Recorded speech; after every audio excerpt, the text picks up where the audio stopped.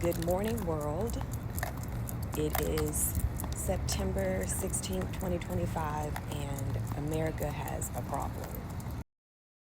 Waking up this morning to see that thousands of people across the country have been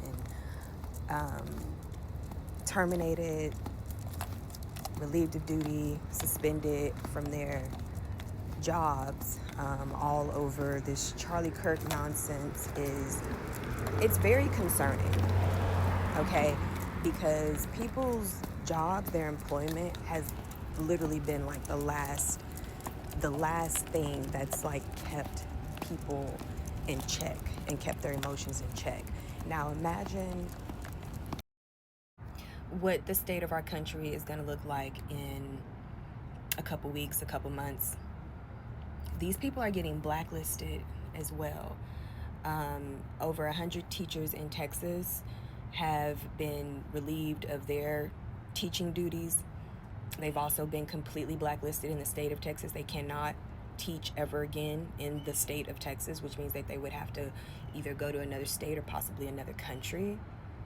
I mean, this is uprooting people's whole lives and livelihoods, and y'all have to understand the ramifications that's going to come from that. Do you know how desperate people are going to be very, very, very soon? And with the prices of everything still going up, I predict that there will be people who might harm themselves or unalive themselves because of the stress that all of this could bring. People who might harm their families, people who might harm random people in the public, because people's livelihoods, like their job, was like the last thing keeping them in check and keeping them sane. But like once you remove that, once they don't have a way to make money, they don't have a way to support themselves, people will get very desperate very, very quick. I'm not trying to fearmonger, I'm just being a realist, and you have got to be looking at this shit with both eyes open, because we are literally descending into hell. And as someone who was doxxed earlier this summer, I know exactly what it feels like. I know exactly what they're going through.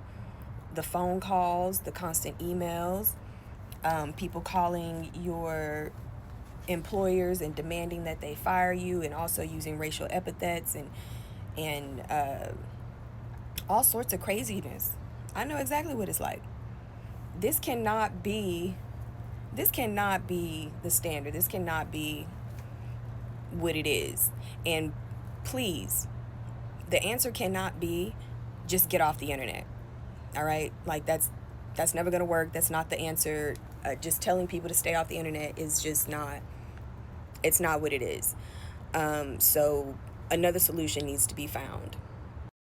The fact that these people have the time and the dedication to call 100 times a day, email 80 times, text and do whatever, like the fact that they have the energy and the time really lets you know who's the bloodsuckers on the government. Because how are you supporting yourselves if you are sending 800 emails a day trying to get people fired? How are you supporting yourselves if you are calling back to back to back to back to back 700 times a day? That's what I really want to know.